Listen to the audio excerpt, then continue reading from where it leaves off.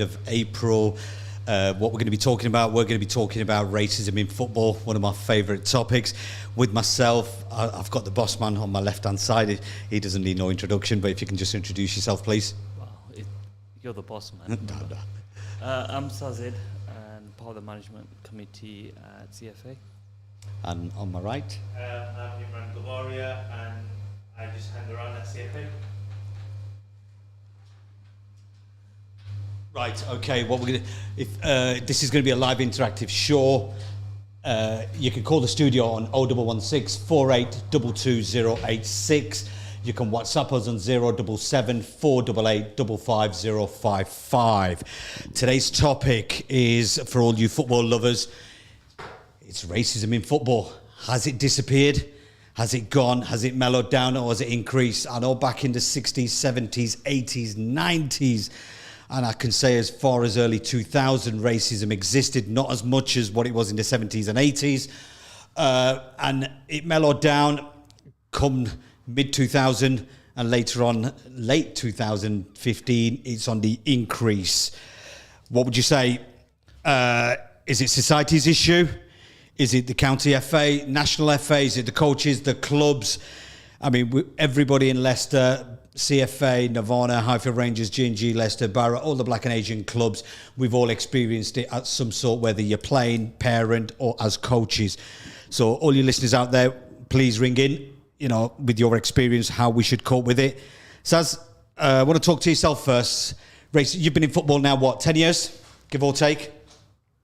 Yeah, from a coaching perspective. Yeah. Would you say racism, from your personal experience, has it increased, or has it decreased, or is it getting worse out there due to social media? It's definitely increased. I mean, we, on average as a club, we get 4 or 5 incidents a season? Yeah. But this season, we've had already 12. Wow. Gov, from the outside, you look after the media side and all that. Your son used to play as well for CFA. Your daughters play for CFA as well.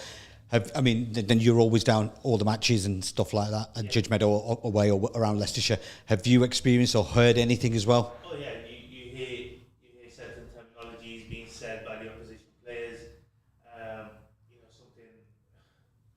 I mean, it's not even worth repeating on radio.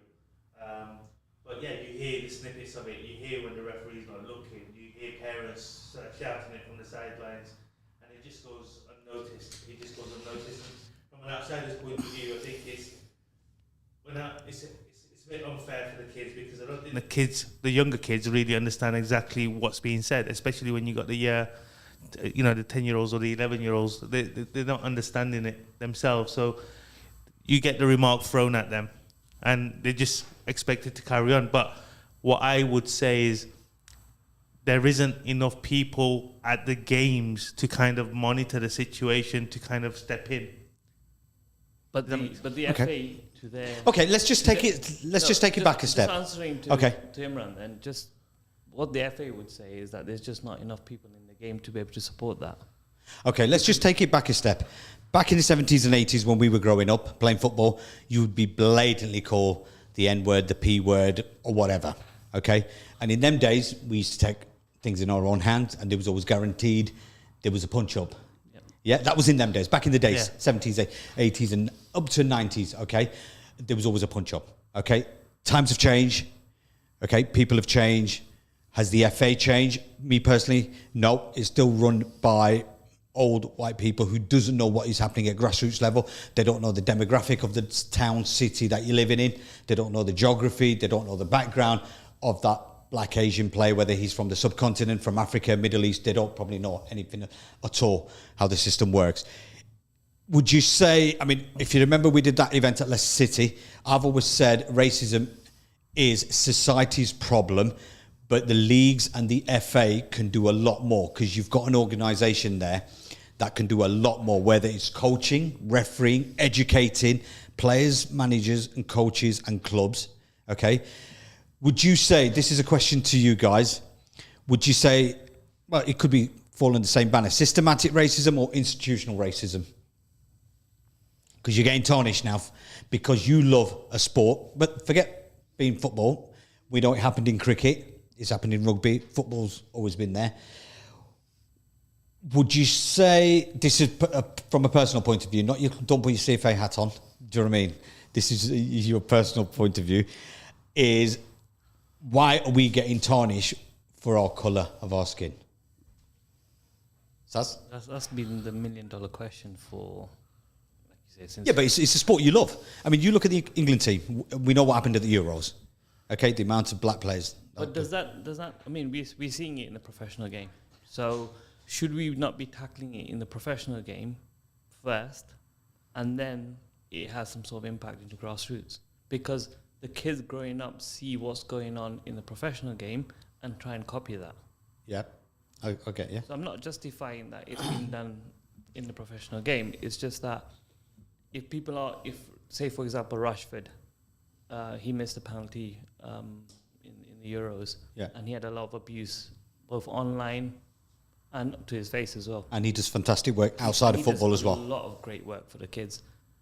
But then seeing kids reading some of this and think, you know what, nothing's really been done about this racism, so I can get away with it as well. I can do this. I don't know. I mean, I'm going to be a bit... You're going to counteract that, yeah? Yeah, I mean, look, I can understand. I mean, you see it at all Premiership games at the minute now, kick it out for racism and all of that kind of stuff. And, you know, I think it was just recently... But they're just there for banners. Yeah, I know, but recently really do nothing. The guy that... I know, but recently that guy that, was being racial towards Rashford, I think he just got a jail sentence. I think it was announced a couple of days ago. But there needs to be more of that. So they're doing something.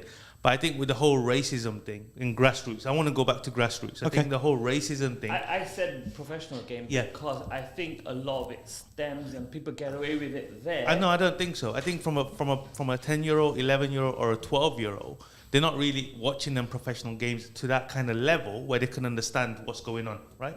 I totally disagree because I go to every game and I see the kids at the game swearing as much and making comments as much as the parents are. What, at the young games? At the game. No. At the Can I just stop you there? Have we got a call coming in? Yes, please call if anybody's out there. Studio number is... Well, my number is... It's 0116 482 2086. Please call us. If there is anybody out there who's experienced racism in grassroots football, semi-professional football, definitely give us a call. We want to hear your story. You have a caller online at the moment. Okay, please put him through. Send your salams, he's through already. Assalamu alaikum. Wa alaikum salam, brother. Alhamdulillah. I'm a long life fan. I'm also a FA coach. Okay. And I just wanted to put my 2 pence worth of That's experience in there. Okay. Just to, obviously I've been watching and playing football and coaching football for a very long time. MashaAllah. And I just want to give you my experience. Cheers. When I'm in the work colleagues and obviously born and bred Leicester, people ask me, what team do you support? And I'll say Man United. And they're like, oh, Glory Hunter, blah, blah, blah. But what they don't realise is back in the 70s and 80s, I used to be an avid Leicester City fan. And the racism is quite broad. Leicester City fans go save my money up, not very rich, save my money up to watch the games. But at the 89th minute, 87th minute, we used to walk Filbert Street in those days to the end. We stand in the stairs and then get ready to run home. Because the fans Leicester City fans used to turn on us. If you're, a different colour, they'd come after you. So we'd be waiting. And, week in, week out, I used to do that. And then in the end, I said to myself, forget this. I can't be bothered with this. And became a Man United fan. So I'd rather sit at home and watch United from there. That's one point I wanted to make. Yeah. And the second point is, I don't know if anyone else of your listeners have noticed, you ever watch a football match on TV? Have you noticed the commentators, how they will praise the British players? Oh, what a great pass by Maguire or whoever it is. But then the other ethnic players never get any praise. In fact, it'd be the opposite. So like Pogba will get picked on. And I think that those sort of small things, people are watching, it has an influence. It has a massive influence, those little things. That's what I wanted to really say. Can I just ask you? No, I do totally agree with you. You said you're an FA qualified coach. Have you experienced? I mean, do you coach a team, or have you played? Have you experienced any racism or discrimination over the years? Yeah, well, not personally, except for the experience I've told you about from the fans. Yeah. What I've experienced is when I used to take my team to football tournaments, I used to get because my team was predominantly from Highfield, I used to get racism from the parents from the other team. The parents for the other teams, children's parents, they used to be the one shouting, "Oh, get that, whatever." Yeah. That's the sort of racism that I've experienced, and you got to, our children are not, we're so. They're human beings at the end of the day. Do you know what? Exactly. Yeah. We're not ready for it. Because the thing is, the way I see it is the human beings first and the footballers second. And if parents or coaches are tolerating that sort of behaviour towards our players, whether he's black, Asian, or wherever culture, religion he's from, they don't need to take that because it affects them from a young age. Yes. Do you know what I mean? For later on in life, they'll remember things like this because it's memories. Playing football, that child develops friendship, bondship with the coach, the team, the players and stuff like that. So he should, once a negative thing, he'll remember that for the rest of his life. And then when he as a child, 10, 20 years down the line, him as a parent will think second nature, you know what, this happened to me growing up. Yeah. So he'll always think twice about pushing his child. And then, because what I've noticed, especially this day and age, the second generation of parents, because what they got over the years, they're a bit weary about sending their kids to football and, they're not going to stand up for it. But, the day and age we're in now, they've all got this, the FA's got these protocols and processes, but it doesn't work. So you can only tolerate much. There are no real consequences for people's actions. There are no consequences. They're not significant. And it's okay putting up the stop racism banners everywhere, but there are no real consequences. No, I totally agree. That's a big problem. No, Jazakallah for that. Jazakallah for that, brother. That's probably why people are getting away with it, because there are no consequences. Yeah. And how many of our 12 incidents we've had this season have been thrown out because there's not enough evidence? Yeah, no, Jazakallah for that, brother. No, but you're right. Is it just a tick box exercise just to say we've had case from X, Y, and Z, right? Like you just said, we've had 12 cases or whatever, okay? There's other clubs, there's about 11, 12, 13 clubs in Leicestershire. Yeah. Which are from the Blackburn. So they've probably had about, give or take, let's be fair, 7, 8 cases. But you remember, with the 12 is the reported 12 cases. Yeah. So the likelihood is that number's probably a lot more. But the most common answer that we've heard is the referee didn't hear it, that person didn't hear it, the official didn't hear it, whatever. Okay? Oh, we've got another call coming in as well. Assalamu alaikum. Wa alaikum salam. Pash, how are you? Alhamdulillah. Interesting topic as always, and doing a phenomenal job as always. But this topic about racism, I mean, I'm not laughing because of that. I think being a football fan and obviously being in this country for nearly 30 years, from day one, there's always been racism. Racism will never go away. We can sit there till doomsday, but it will never ever go away. The biggest problem we've got is it's just social media. They just don't. I don't care what anyone says. They just don't do enough. And I think till they start taking major steps, maybe there might be an improvement. But even that, I don't think it's going to make any difference at all. I mean, the other day, I've heard say that someone sent Harry Maguire a letter saying that if you don't leave Man United, your house can't be moved. I mean, that is just that's beyond humanitarianism, and that's absolutely pathetic, and that's really not acceptable, to be honest. See, this is what I don't understand. In a normal walk of life, say if you were walking on the street or you were at work and any racial or discrimination, anything was made, something would get done about it, allegedly. Absolutely. Yeah. But Absolutely. Why should football be different? Why is football all of a sudden different? They've got their own rules, own regulations. They want to pass the cases that they want to do. Why is it football's got to be different? It's like, Brother Sansi said, it happens at professional level. They forget about it. They'll do this, kick it out. We'll come and do this. We'll do Black Lives Matter. We'll do the one. He's become a fashion icon. What's the next? What's the progression from here? I don't think there is. You know, I think we've been talking about this for so many years now. I don't think I can't see a light at the end of the tunnel at all. It's in fact, it's actually been normalised. It's been normalised now. You're gonna get racism at football, and you're gonna find that okay, the one person will probably get a slap on the wrist to be made an example out of. But the bigger picture is, majority of them kids or them adults in them football stadiums or at grassroots, they're never going to change. They're never going to change. And I think society plays a big part in that as well because of the kind of media coverage that you get out there towards different ethnic groups. That's quite frightening. Let me just ask this brother a quick question. If you're saying that it's been normalised, that's quite frightening because we have to continue to challenge. But he's right. He's right the way he's saying it. It's a fact. It's become a normal. What do you call it? It's become a normal thing. And no, hold on. Let me just finish. Sorry. I think the problem we've got here is, as I said, we can talk about it. Everyone's got different views and opinions about racism.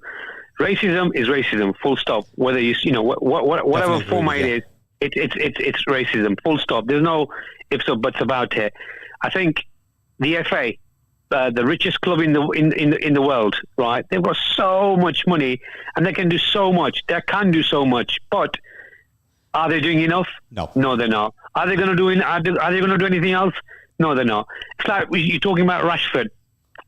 Rashford doesn't. It's like last season he was everyone's what do you call it? What do you call it? He was the golden boy, and just because obviously he's had a dip in form, whatever's happened to him, suddenly now is the bad guy, and that's racism on itself. Of course it is. Have you?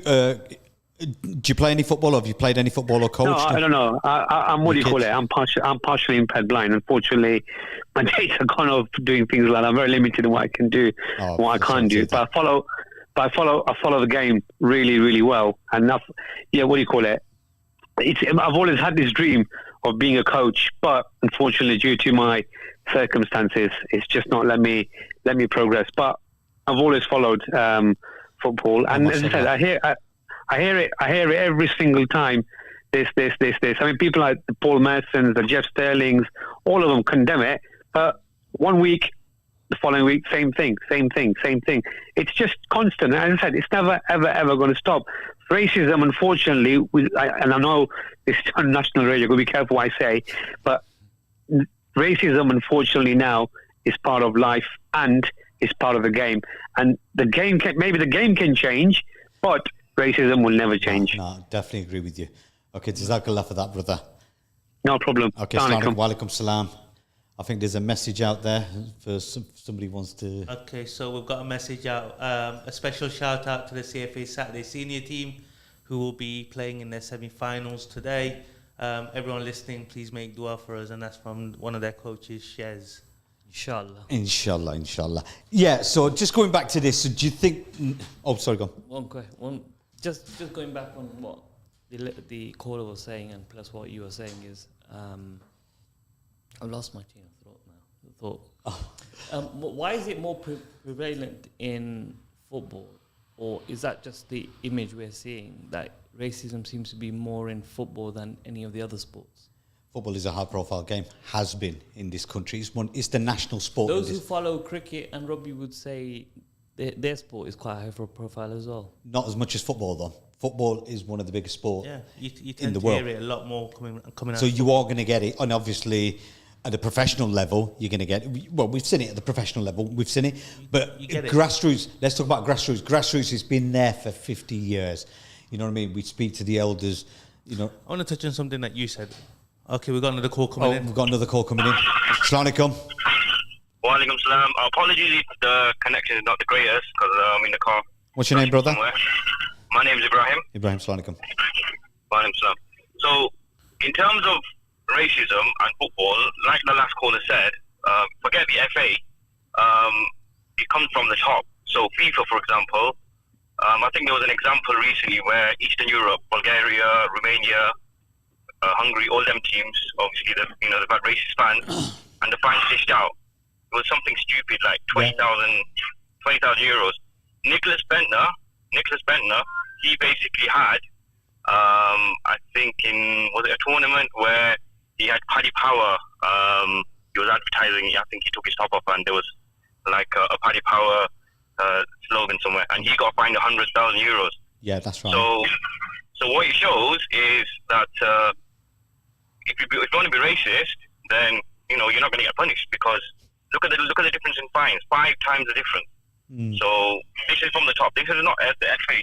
This is FIFA. This is the guys that actually run football. Yeah. They can go on about we want to take football to the world and we want to do this, we want to do that, but the bottom line is until these guys change the way of thinking, it's not going to happen. The other thing I want to make, is we're in the UK, so I was born here. Okay. So my mum and dad came in the 70s. So I've seen, I've seen through the 80s, I've seen through the 90s and the noughties. Don't give your age away, brother. Yeah, not yet. But what I'm saying is, why is there still not a player of Asian origin still not playing in You mean a top level? true Asian origin? Yeah, I know there's a few. Yes, we've got Hamza Chowdhury, we've got Makanite at Blackburn, but the bottom line is, by now we've seen cricket, we've seen a few superstars there. But why is football still a sport where that ceiling hasn't been broken? And I think personally, it's from the top. It is. The way I see it, they're willing to take our money because a lot of the money is from the subcontinent or the Middle East. If you think about the Championship and the Premiership, if you look at the stats, a lot of the club owners are from the Middle East or they're from the subcontinent, basically. Okay, but like you've just touched on. Just 1 minute. What do you mean by they're willing to take our money?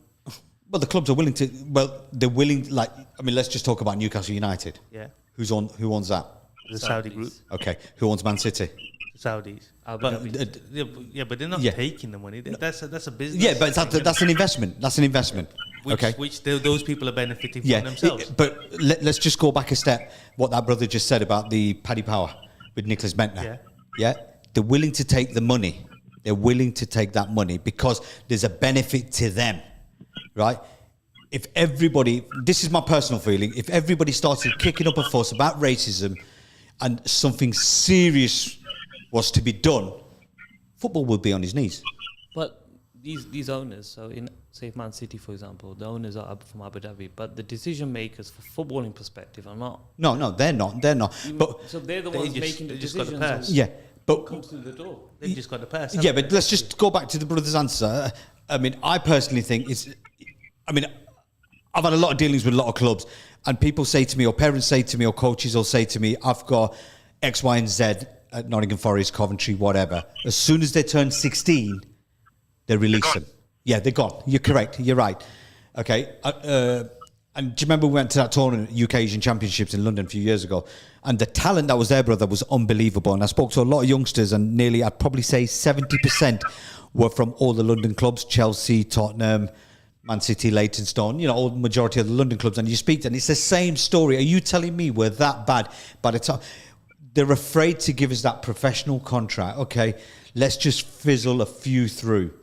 Yeah, I do understand on the flip side, it's a triangle because there's got to be commitment from the parents, the child, and the club as well. Okay, I do respect that. For us, it's always about the madrasa, Islamic studies as well, but we can work around that.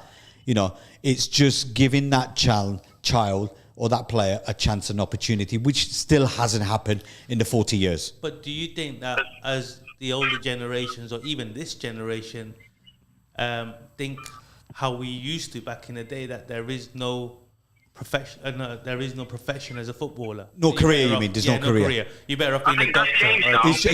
Yeah, it has changed. What I was going to say is, when I grew up in the early 90s, 80s, yeah?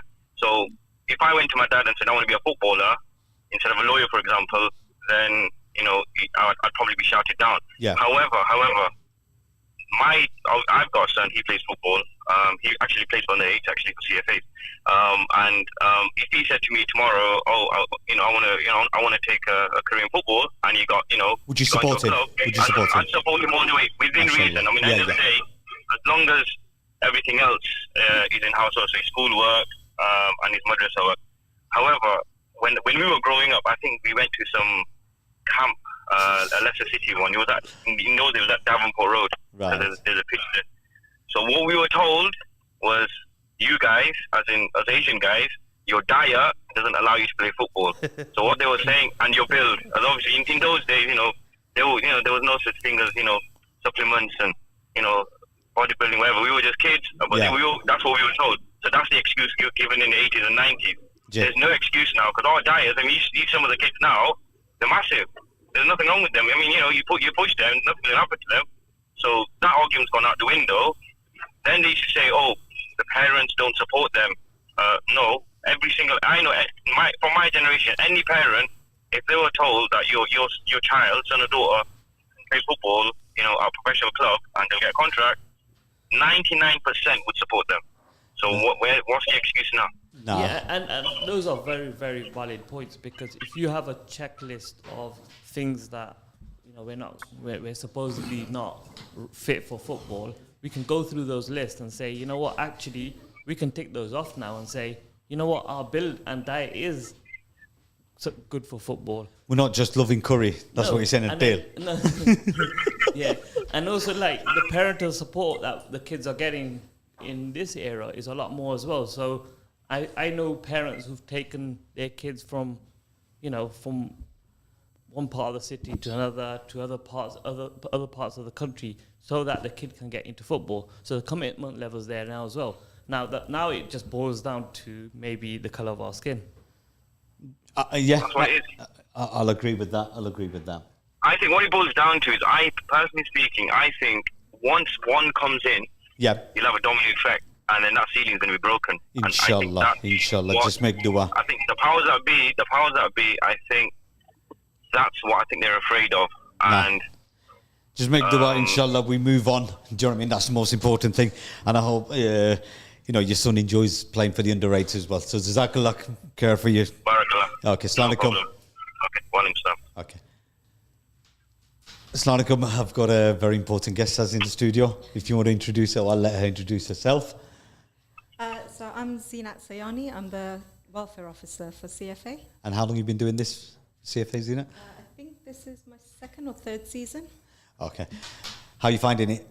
On paper and in reality? On paper, I love being part of the CFA family. My son plays for a league team. My husband coaches a league team, the same league team. So just being part of the CFA family, obviously, it's an honour. But it has been a bit of an uphill battle, I have to say. Okay. Zaz, have you any questions to Zina before I start firing away? Because you know what I'm going to... We've had many discussions. I know. So just going back to what you said, so is it not what you signed up for? I guess I signed up for something on paper to support the team, to not really need to do very much. I think that's the conversation. In reality. Or hoping not to do very much. Because you just hope that there aren't incidences you have to report. The kids are just playing football, enjoying it, and just getting on with it. But that hasn't happened. The amount of times we've had to report things to the FA, and I've had to get involved with disappointing outcomes, to be honest. And it's just been a challenge. So you've been doing it for 3 years. Would you say it's increased over the years? Coming out of lockdown, it's definitely increased. What for you has been the biggest challenges?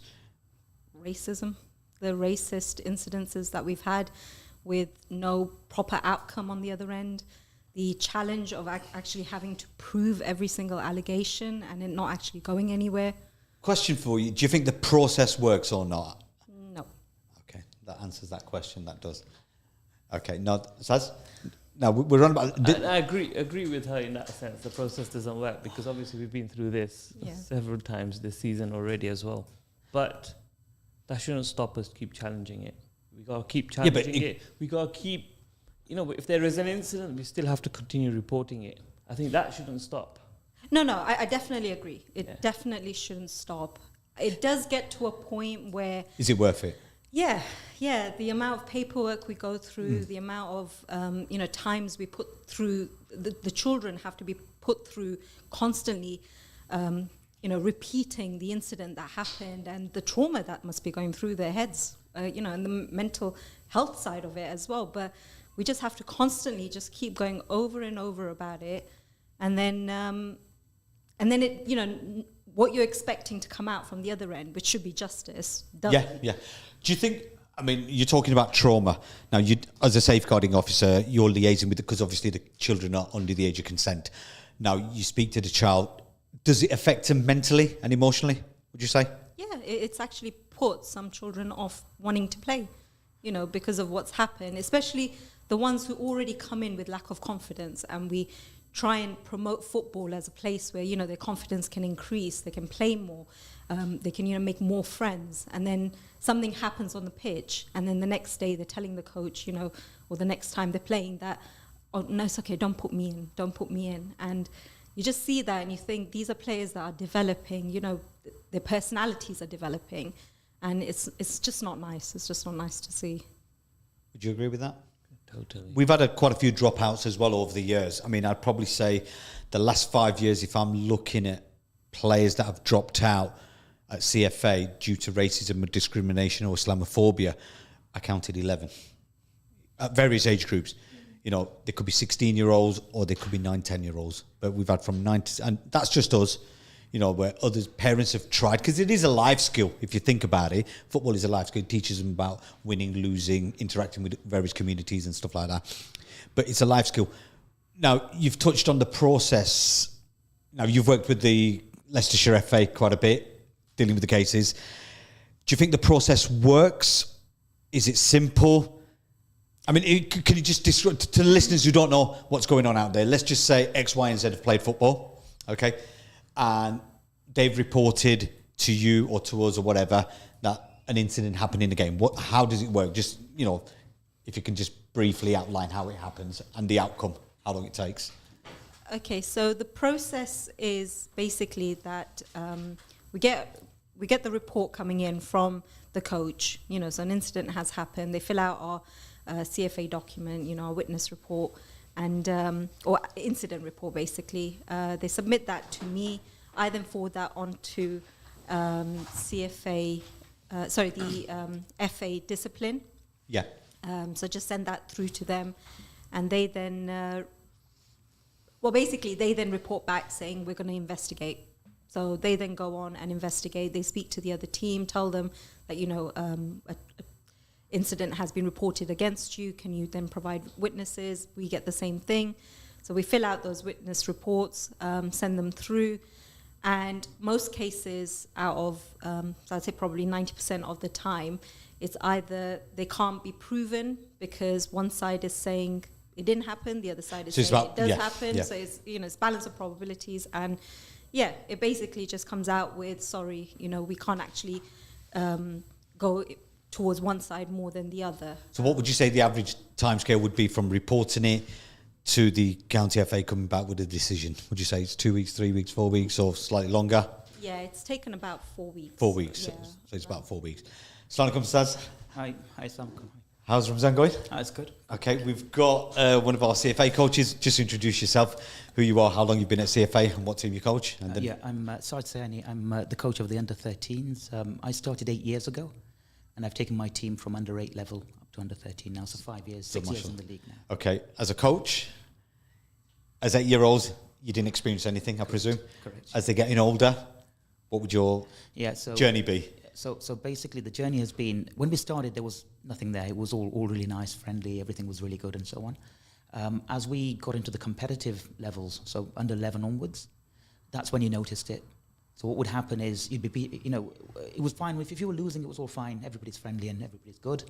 The moment they're under a little bit of pressure, you're beating them, and then all of a sudden it would you comes say, would that be the opposition players, the managers, or would that be parents or everybody? I'll give you examples, right? So I'll give you one. And kids don't say this sort of thing. Kids don't dream this stuff up, right? No. So we went for a game, away, I won't say where, and straight away, 2 minutes in, straight away, don't bomb my houses, go back to your Islamic country.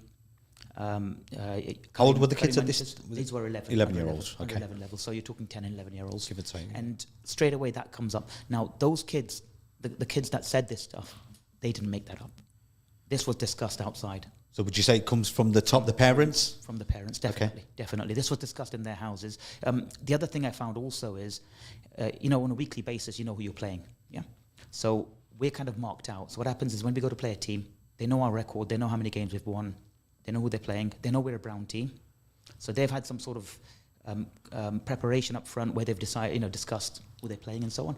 And then the kids seem to know who they're playing, and they know that they're playing a brown team. And then there's some sort of biases have been built in and so on.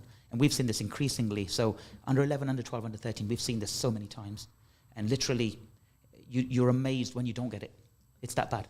How, as a coach, how has it affected the kids? That's the most important thing, because we're all doing it for the children. Yeah. Okay?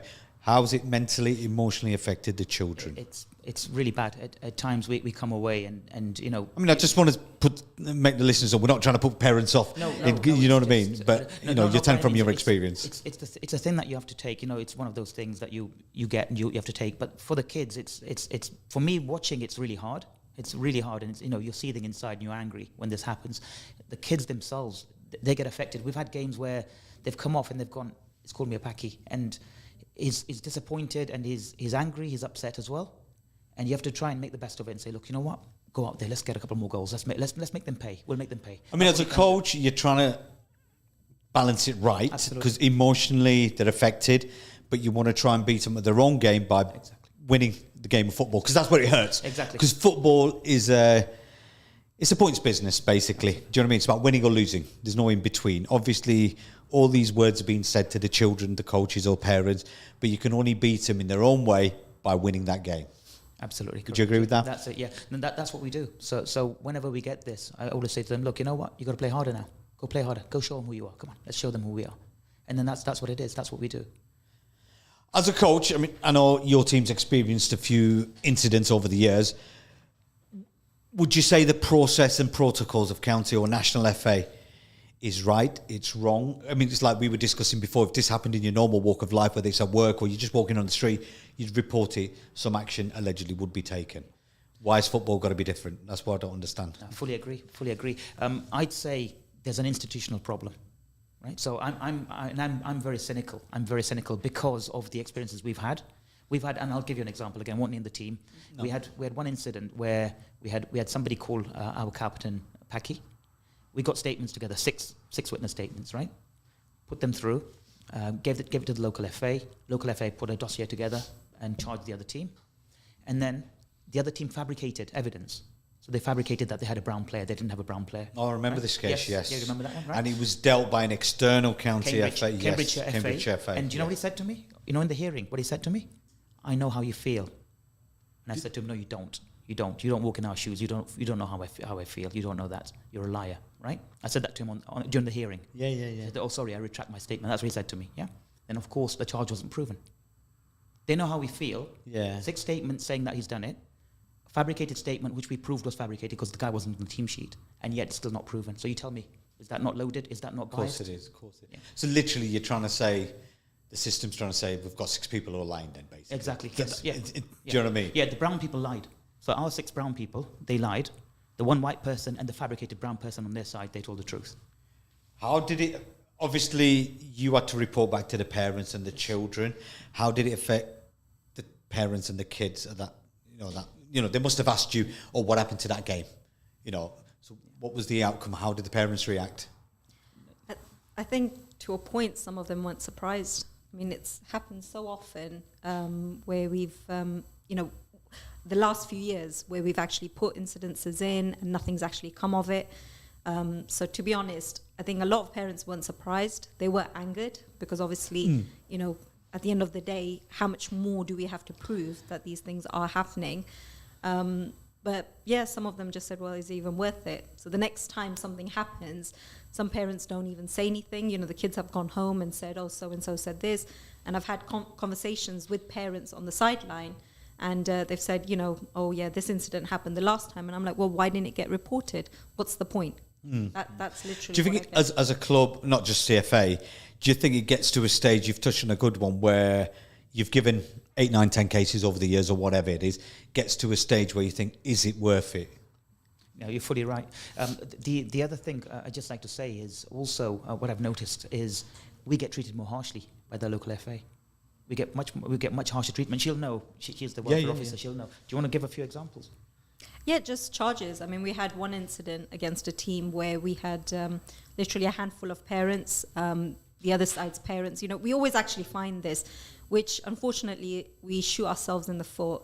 The support we get from our parents is not as much as we've noticed the opposition's getting. So we will have times where we're turning up and, you know, especially to away games, and we've got one or two parents or a handful of parents against maybe 20. And to be honest, even when we have a home game, it's not actually any better. You know, again, maybe a few parents compared to their 20 traveling parents.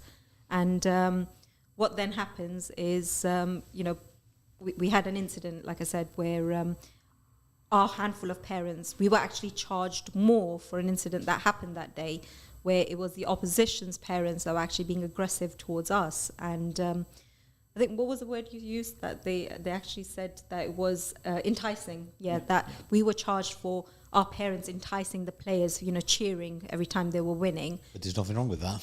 Exactly. I'm actually dealing with another charge for a team where that is the accusation that we've got, that the opposition were not happy because the parents were cheering for their kids. But hold on.